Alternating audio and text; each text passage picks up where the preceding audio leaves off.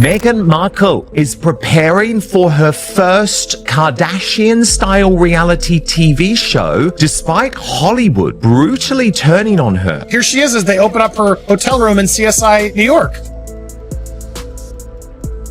Harry must love that one. There's a moment in everyone's life when the world seems to hit pause, as if waiting to see what you'll do next. And sometimes that moment arrives when you least expect it. Hollywood executive-zing? Hell no. Imagine stepping onto a set not as a duchess, not as a headline, but simply as a woman returning to a craft she once loved. A craft that once felt like home. She's accepted now that she needs the money and that her career is absolutely in the toilet. Now, picture that home suddenly shifting beneath your feet. Because that's exactly what happened when Meghan Markle made her quiet, carefully considerate return to act. A return that lasted less than 30 seconds on screen, yet somehow detonated into the kind of chaos no one could have. I'm so confused. The truth is that Meghan is a serial failure. Everything she touches turns to mud, which is why she has gone back to acting. There was no royal fanfare. No dramatic build-up, just a simple cameo in a warm, charming film full of incredible actors. A small gesture of creativity. A nod to an old chapter. She is going to be playing herself. But who is Meghan Markle? Because we don't know who the real Meghan Markle is. Prince Harry doesn't know who the real Meghan Markle is. Meghan Markle was just one of the working girls for Soho House. Call girl, working girl, escort, whatever you want to call it. That's what she was. I think this is the perfect role for Meghan Markle. A moment that should have been harmless. But the reaction, it was anything but simple. Whispers turned into chatter. Chatter turned into headlines. And what should have been a light, playful appearance became erased. Deleted from the final cut after test audiences reacted with a level of intensity that stunned even industry insiders. Because sometimes the story isn't about the cine you film. It's about the one people decide you're not allowed to have. And this deletion, this tiny 30-second cameo wiped from existence, sparked a much bigger question. What does Hollywood really think of Meghan Markle? Now stay with me because the answer is far more revealing than the scene. Screenplay built around two couples, one famous and one not. And it's my understanding that Meghan is playing a version of herself. Stepping onto a film set carries a very particular energy. An unspoken rhythm of collaboration, curiosity, and quiet anticipation. But on the day Meghan arrived for her cameo, that rhythm shifted in subtle, unmistakable ways. Not in a dramatic or confrontational sense, but in the kind of cautious stillness that spreads when people aren't entirely sure what to expect. The cast was gracious, of course. Professionals always are. Smiles were exchanged, introductions made. And everyone moved with the practiced ease of actors who've done this dance 1,000 times before. Yet there was also a visible distance, a sense of watching rather than welcoming, as if the room collectively took an extra beat to recalibrate. This director, Jason Orley, will be living under a desk for the rest of his life. He'll just have to hear Meghan's voice going, "My husband!" and he'll just completely freak out. Meghan reportedly approached the moment with thoughtfulness, offering ideas, clarifying intentions, exploring why her brief appearance mattered to the story. For many actors, that type of engagement is normal. But here, because she was essentially playing herself, it caught people off guard. A few crew members whispered. A few cast members kept their eyes lowered, and everyone seemed determined to stay in their own lane. Careful not to step into anything that might become delicate. It wasn't tension, it wasn't hostility. It was restraint. A room full of talented people operating with diplomacy instead of enthusiasm. And when filming wrapped, something felt unfinished, like a conversation left unsaid. Because although the cameo was tiny, the silence that followed was massive. No posts, no shoutouts, not even a casual great working together. That quiet would speak louder than anything said on set. Is she gonna be playing an entitled, spoiled ex-duchess who shanked her in-laws and ran away from the royal family? That would be true. That would be a really true and accurate portrayal of Meghan Markle. Test screenings are usually quiet affairs. Small rooms, dim lights. And audiences who scribble notes with the casual detachment of people sampling something that isn't quite finished yet. But during the early screenings of Close Personal Friends, something unexpected happened. The moment Meghan's cameo appeared. Not outrage, not applause, something far more troubling for any studio: immediate disconnect. According to people familiar with the feedback, the air shifted the second she stepped into frame. Viewers weren't confused about the story, nor did they question the scene's placement. They questioned her presence. The cards collected afterward captured the sentiment with blunt honesty. Why is she here? Feels distracting, breaks the mood. Comments that might seem small, yet carry enormous weight in a room where every reaction is measured, cataloged, and analyzed. Executives watch the data come in with growing concern. Small dips in attention metrics, shifts in emotional tone track, sudden drops in engagement, all tied to that single moment. It wasn't personal, it was statistical.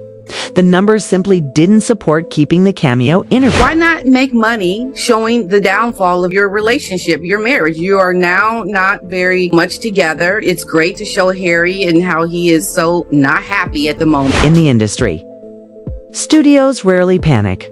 They adjust. They refrain. But this time, the adjustment was swift. Before the next screening cycle even began, the decision was already forming among key decision makers. The cameo wasn't enhancing the story. It was overshadowing it. And in Hollywood, anything that disrupts momentum becomes a liability. The surprising part, the real storm didn't erupt during the screening. It erupted the moment the studio responded.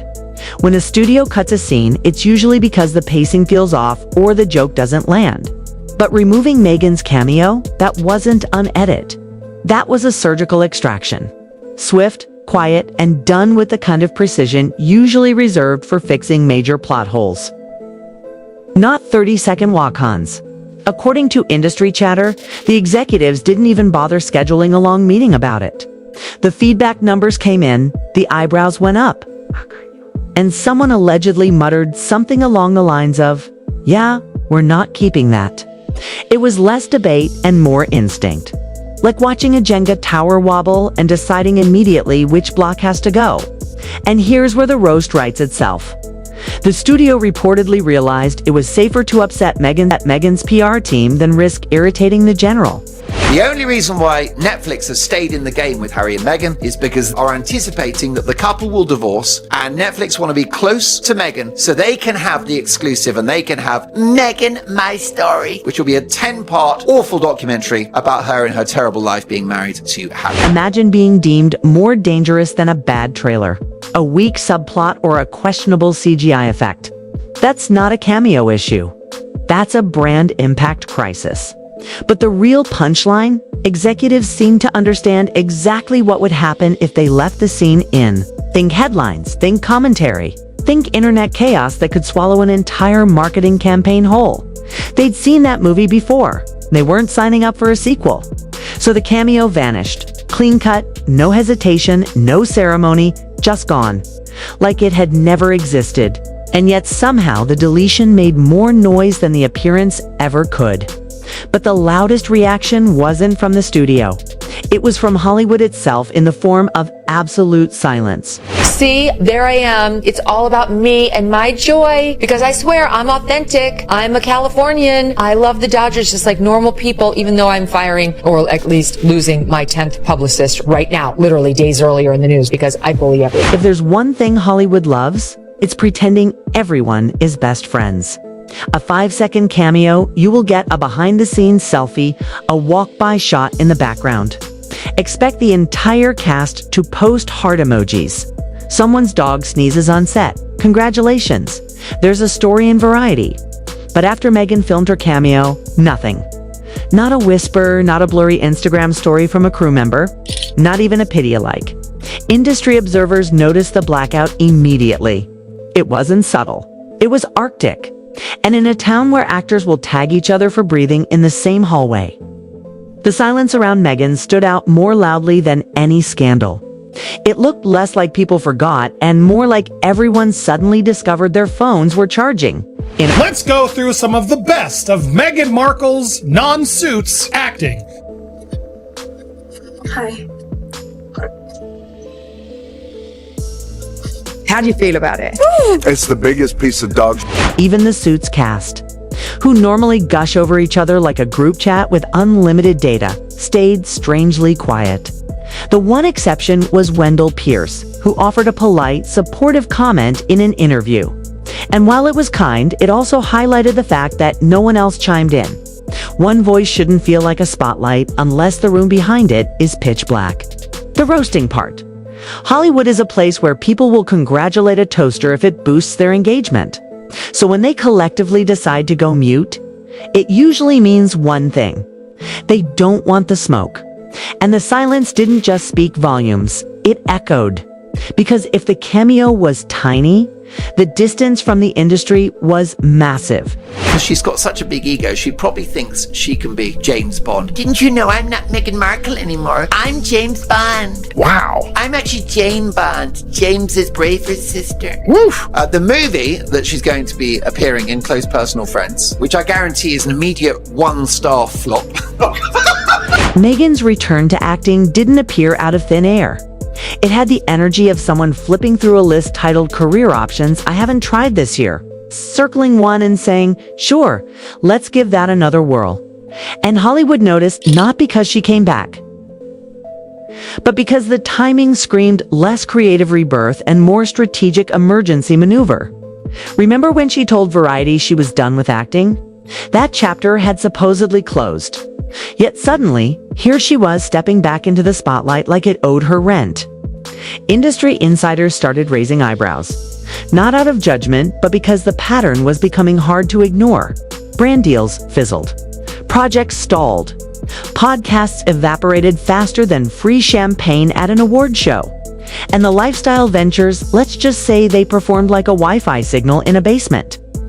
So when this cameo surfaced, people asked the obvious question, why now? Some analysts pointed to financial pressure. Others whispered about dwindling relevance. And a few noted a curious trend. Well, Meghan, he didn't know that that was going to be released worldwide. He thought he was in his, That's true. He thought he was in his own home, just with his kooky wife and her friend, and he didn't have any reason to behave. He must be so pissed right now. Wait, you released that? I had a chance to get up and hug you and go, wow, yeah. But I didn't know we're going to use our home security footage as TikTok. Meanwhile, Meghan's energy toward the next big move seems to operate on a different frequency entirely. She pushes forward. He braces himself. She wants momentum. He wants a nap. It's like watching two people running the same race but on completely different tracks. And every time a project fizzles or a headline erupts, the gap between their goals gets harder to ignore. Hollywood insiders have noticed it too. One executive reportedly said Harry looked like a man who keeps getting dragged into rooms he didn't walk into voluntarily. It wasn't shade, it was observation. The guy seems exhausted by the circus while still trying to stand by his partner, even when the spotlight burns hotter than expected. He looked like a hostage there. You really kind of wanted to have King Charles send it. The cameo deletion didn't just affect Meghan's brand. It rattled the entire Sussex ecosystem.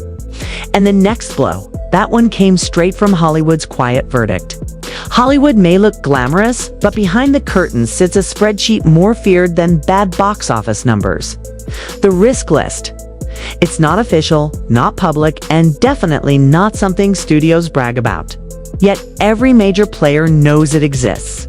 It's the silent scoreboard where executives track which names can boost a project, and which ones might set the marketing budget on fire. And guess whose name reportedly started inching a little too close to the proceed with caution column? It wasn't the cameo itself that did it. Hollywood doesn't blacklist people for a walk-on role. What shook executives was the pattern, the rapid-fire headlines, the polarized reactions, the fan wars, the unpredictable press cycles. Studios care about one thing above all, minimizing chaos. And chaos for them isn't drama, it's cost. PR cost, reputation cost, brand cost. Imagine being a studio head and thinking, do we want our rom-com trending for romance or for royal commentary again? That's the part that scorched Meghan's chances. Not the acting, not the cameo, the unpredictability.